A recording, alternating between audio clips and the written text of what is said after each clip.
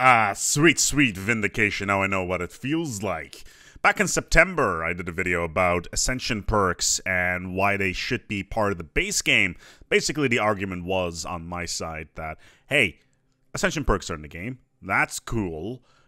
Why are you adding Ascension perks through other expansions that are not Utopia? Utopia being the one that you needed in order to use Ascension perks in the first place. And Synthetic Dawn added the Machine World's terraforming ability, which obviously is a Ascendancy perk. However, in Dev Diary 94, we've got the announcement that in the upcoming update Cherry, we will see this happen. Ascension perks are going to be moved to the base game, at least the basic ones.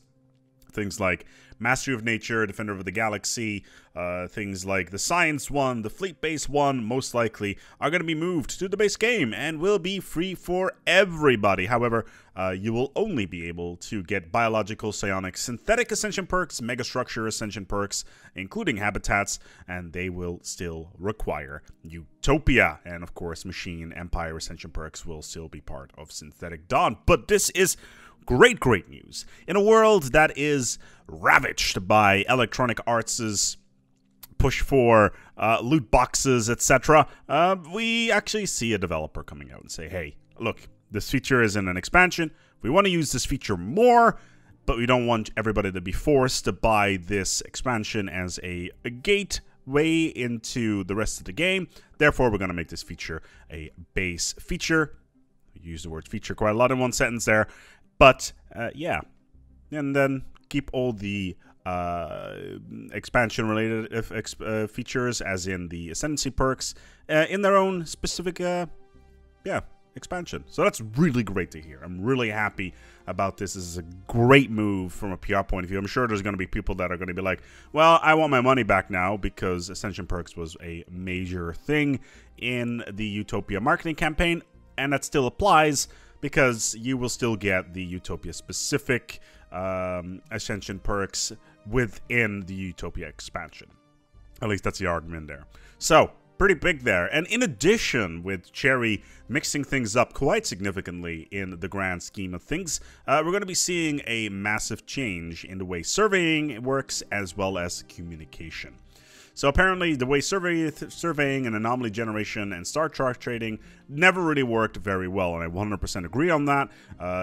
There's a reason why I don't trade star charts very often, because I just don't feel it works very well. I'd rather survey stuff myself, use the survey mechanic, or at least the survey core tradition, and basically get a bunch of additional research out of that. However, this is going to change completely.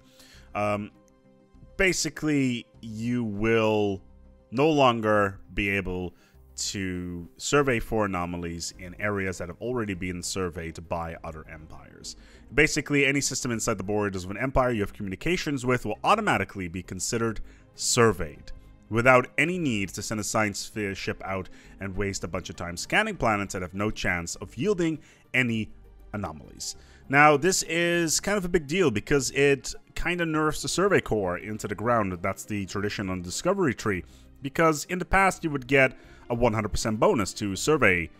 Basically, you would get a tech bonus to survey time, and that got nerfed into the ground. I think it's like 1/10 right now, or 25% or something along those lines. But it also means that you will have less stuff to survey in general, considering the game is kind of focused on the whole idea of discovery and the wonder of set discovery. This is kind of an interesting move. I'm very interested in how this is going to work out. Most likely, I wouldn't be surprised if we're going to see some work of the discovery tree based on this. There are some exceptions, such as fallen empires whose space will still need to be surveyed manually and can, in fact, anomalies, which is actually really cool. Shield worlds come to mind here. Hopefully, we're going to see more events through that as well. But yeah, a pretty large overhaul for surveying and communications. And as a part of this, they have decided to remove the star chart trading. I never used it anyway. As well as the ability to buy star charts from curators. Instead, this is being replaced with the option to trade communications with another empire, which basically means that you will automatically put you in comms, and they will give you all the surveyed information. This should mean that there are no longer any traps in surveying. Interesting. What would they define as traps? While requiring the need to explore every little nook of the galaxy when that nook is already being held by your allies since 100 years. That kind of makes sense. The traps in surveying, though, I really wonder what that means, whether or not it's kind of like if there are any hostiles in those systems, maybe. It could be quite interesting, so we'll see how that is going to pan out. Then there is the Terra incognita changes. Terra incognita means unknown Earth within the scope of history. It's a system that's used in Crusader Kings, Europa Universalis, etc. Obviously not Hearts of Iron. Basically, it means that there are areas of the world that are undiscovered. Here be dragons and that sort of thing.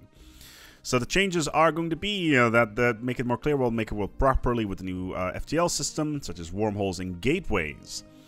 Instead, Terra Incognita is going to be based on which physical pixels on the map your ships have quote-unquote seen. Now, it is now based on which systems are considered visited. Interesting. So, which pixels your ships have seen, and where it is now considered visited. Interesting. Does that mean that you have to basically get in orbit of every single planet in the game to quote-unquote see them? That'd be interesting. Visit item means that you have to have been to a system with a ship, okay, or that system is inside the borders of an empire that you have communications with. Okay, so that doesn't really change, so you still will see everything inside of a system as soon as you enter it. As such, Terra Incognita is no longer needs to be manually lifted on empires you have met in order to not make them appear gray and washed out on the map. So basically, if you see an alien empire, and you will be able to basically instantly see what they have in case you've got communications with. Also making it to see more important galactic features such as nebulae. This is kind of interesting. Important galactic features such as nebulae. Interesting. Like, nebulae themselves are actually really important due to the way the rare resources system works, but considering they're kind of focusing on this is kind of curious. Very interesting that they're focusing on that. Obviously, there's the galactic terrain feature that is going to be introduced in the Cherry, so maybe nebulae and other items are going to be a little bit more fleshed out at that point. Overall, though, this is a relatively short diary. I'm sure that everybody was keenly awaiting the changes to Doom stacks. That's not going to happen for another few weeks, apparently, according to the developers. But apparently next week they're going to be talking about something that is not Cherry related, but apparently exciting nonetheless. And they're not going to spoil it yet, so feel free to put in your expectations in the bottom. Maybe we're finally going to see those loot boxes that so desperately are needed within Stellaris. I'm sure the guys over at Electronic Arts would 100% agree. And also, one quick note on the picture. A tweet went out from Wiz. Yes, there are holes inside of their space, inside of the borders.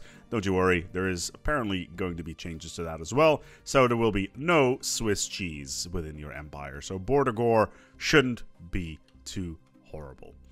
Thank you so much for watching. I know this was a short one this week. I just got back from London to do a couple of things. But aside from that, yeah, exciting times. Really happy with the changes to the Ascension perk system.